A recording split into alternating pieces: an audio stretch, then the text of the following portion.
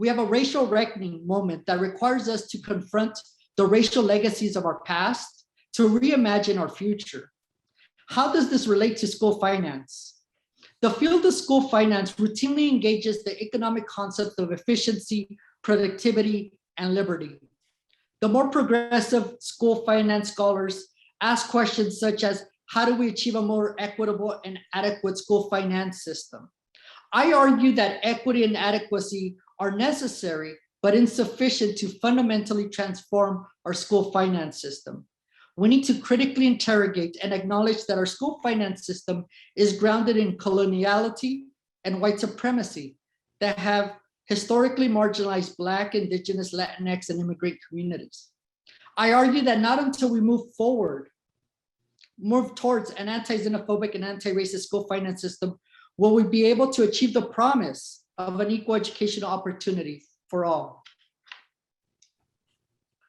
Let's start.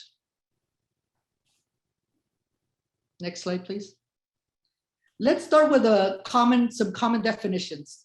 Racism, according to Thank you. Racism, according to the Anti-Definition League, is the marginalization or oppression of people of color based on socially constructed racial hierarchy that privileges white people. Kendi rejects the idea that racism is born out of ignorance. Kendi, he asserts that racism, history shows, is born out of profitability and utility.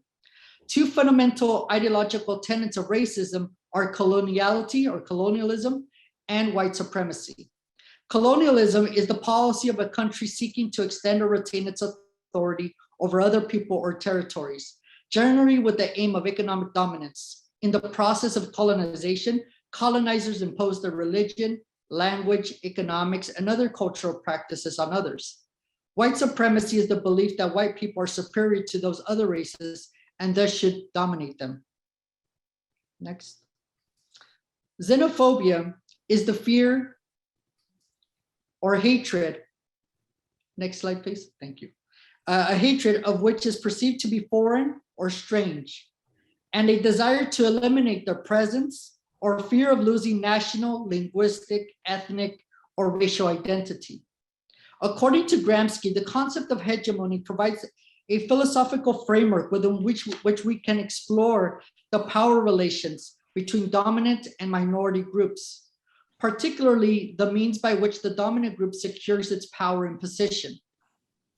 Wiley states that language hegemony is achieved when dominant groups create a consensus by convincing others to accept their language norms and usage as standard.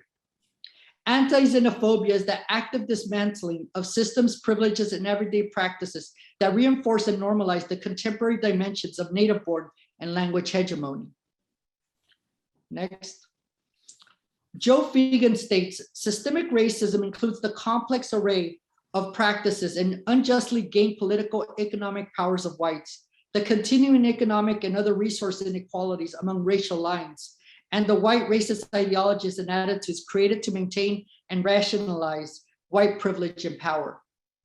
Systemic here means that the core racist realities are manifested in each of our society's major parts: the economy, politics, education, religion, and even the family.